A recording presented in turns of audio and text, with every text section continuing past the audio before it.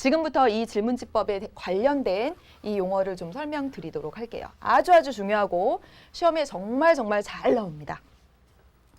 예라고 먼저 쓰겠습니다. 예.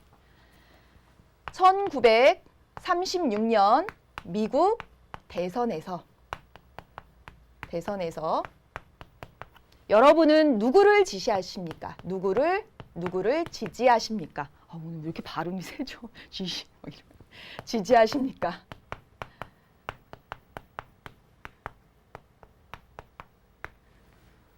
이런 질문을 던졌다라고 합시다. 질문지법에서 미국 대선입니다. 미 대선이라고 읽히시죠? 미국 대선에서. 1936년 미국 대선에서 누가 출마했냐면요. 민주당의 루즈벨트 후보하고 공화당의 랜던 후보가 출마를 했습니다. 이런 거 많이 물어보잖아요. 출구조사로 물어볼 수 있고 사전에도 지금 얼마나 많이 여론조사하고 있습니까? 우리나라 대선과 관련해서 누구를 지지하십니까? 2012 대한민국 대선에서 누구를 지지하시겠습니까? 많이 질문하잖아요. 1936년에 있었던 일입니다. 그럼 보세요. 여기서 아주 중요한 개념이 몇 가지가 나옵니다. 보겠습니다. 첫 번째 뭐냐면 모집단입니다. 모집단의 의미는 뭐냐면 연구의 대상이 되는 전체 집단이에요.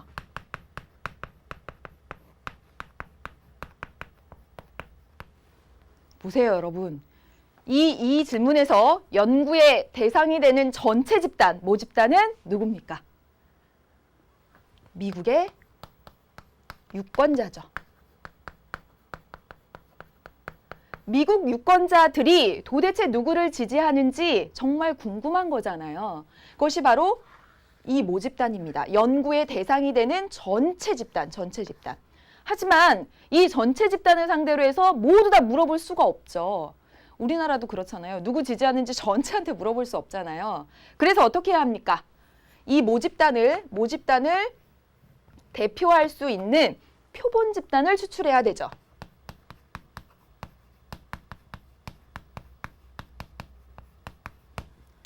표본 집단의 정의를 그래서 이렇게 쓸 수가 있습니다. 어떻게 쓸 거냐면요. 모집단 중에서 연구의 목적에 맞게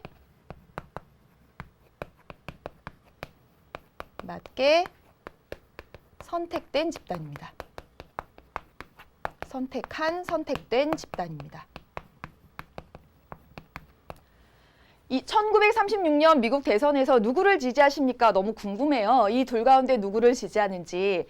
그래서 표본 집단을 추출해서 모집단을 대표할 수 있는 표본 집단을 추출해서 한번 알아봐야 되겠다라고 해서 여론조사가 실시되었습니다. 연구의 목적에 맞게 선택된 집단, 여기 모집단은 전체 집단. 이 의미 어렵지 않으시죠? 이 의미를 저처럼 외우실 필요는 없어요. 모집단, 표본 집단. 이렇게 요것만 보셔도 아마 의미 이해가 될 거예요. 그래서 누구를 지지하는지 너무너무 궁금해요. 그래서 당시에 두 개의 기관에서 여론조사를 실시했습니다. 하나는 어디냐면 리더스 다이제스트 잡지사거든요. 그리고 또 하나는 이제 막 창립한 갤럽.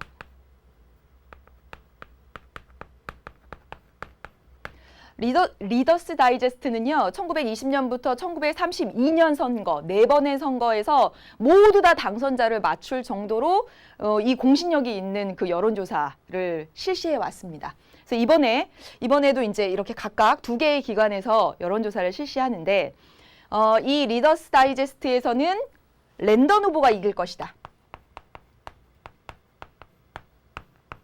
공화당의 랜던 후보가 이길 것이다. 이렇게 얘기를 했고요. 갤럽에서는 루즈벨트가 이길 것이다. 이렇게 얘기를 했습니다. 어떻게 조사를 했냐면 리더스 다이제스트는 모두 1000만 명, 엄청난 숫자죠. 1000만 명에게 우편 설문지를 보냈어요. 그래서 이 가운데 200만 명이 응답지를 보내왔어요. 그래서 이 200만 명의 응답을 근거로 해서 랜덤이 당선될 것을 예측을 한 거죠. 갤럽은요, 규모가 더 작아요. 30만 명을 가지고 조사를 했습니다. 31만 뭐 2천 얼마 정도 되는데 30만 명이라고 쓸게요. 조사 대상의 규모는 여기가 훨씬 더 크죠. 1000만 명에게 보냈고 그중에 응답을 보내온 200만 명을 근거로 했으니까. 누가 당선됐습니까, 여러분? 역사를 좋아하는 여러분들 잘 아실 거라 생각합니다. 누굽니까? 여기가 당선됐죠. 여기가 당선됐습니다. 갤럽이 맞췄고요. 그 이후에 리더스 다이제스트는 폐간됐습니다. 왜 여기가 틀렸을까요? 여러분, 그 이유가 무엇이냐면 이 1000만 명은 어디서 가져왔냐면 이 1000만 명의 명단을, 우편을 보낸 이 1000만 명의 명단을 어디서 가져왔냐면 당시에 자동차 등록부,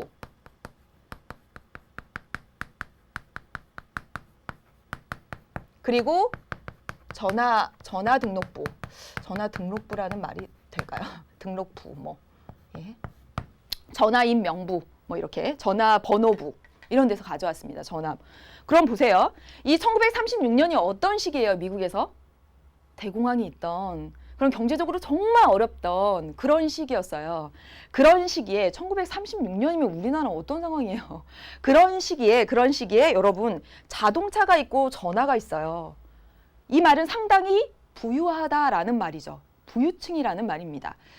조금 그 민주당과 공화당의 성격을 보면 공화당은 좀 부유층의 지지율이 높은 전통적으로 그런 정당입니다. 표본을 추출할 때 어떻게 추출한 거예요? 지금 리더스 다이제스트에서 주로 공화당 지지자가 많은 표본을 추출하게 된 거예요. 결과적으로. 전체 미국의 유권자라는 전체 모집단을 대표하는 표본을 추출한 것이 아니라 이거 자동차 등록부나 전화 등록부를 기반으로 하다 보니까 주로 공화당 지지자를 중심으로 해서 표본이 추출된 거예요. 그러다 보니 결과가 틀릴 수밖에 없고 결과적으로 폐간될 수밖에 없죠. 여러분, 진짜 중요한 거 시험 문제에 정말 많이 나옵니다. 표본 추출의 중요성.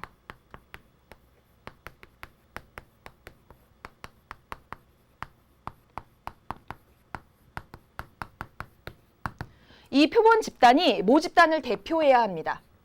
모집단을 대표해야 합니다. 그래야만 일반화를 시킬 수 있어요. 사회 전체에 적용할 수 있다라는 얘기죠. 이거 진짜 중요해서 진짜 시험 문제에 많이 나옵니다. 예를 들어서 하나만 더 쉬운 것으로 옆에다 얘기를 해보도록 할게요. 여기다가 아주 간단한 거 써보겠습니다. 앞서도 봤듯이 한국인의 소비 성향.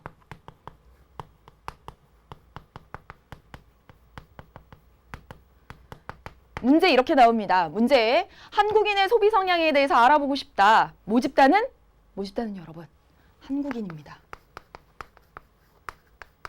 연구의 대상이 되는 전체 집단이 되는 거죠. 모집단은 한국인입니다. 그런데 여러분 한국인을 전체로 할 수가 없죠.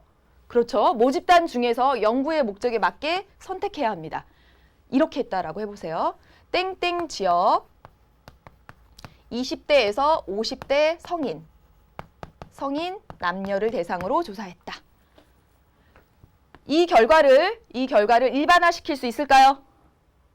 일반화시킬 수 없죠. 이유는 뭐예요? 이 표본 집단이 모집단을 대표하지 못하고 있죠. 이유는 어떤 지역에서만 추출했고 이 일부의 연령대만 추출했습니다. 안 되죠. 그렇죠. 어떻게 해야 되죠? 지역별, 연령별, 학력, 성별, 소득 수준별 이런 것들을 모두 감안해서 표본을 추출했었어야 합니다. 문제는 정말 많이 나오는 것이 바로 이거. 표본 추출의 중요성. 이렇게 일부 지역, 일부 대상만 가지고 연구 결과를 해서 가설이 들어맞아요. 일반화시킬 수 있다. 이런 식으로 진술이 되면 모두 아니다. X로 해야 된다라는 것입니다. 여러분, 질문지법과 관련해서 표본 집단, 모집단, 표본 집단, 그리고 표본 추출의 중요성. 200만 명이고 30만 명이 중요한 것이 아니라 크기가 더 큰 것이 중요한 것이 아니라 정말 모집단을 대표할 수 있는 표본을 추출하는 것, 그게 중요하다라고 정리해서 말씀드립니다.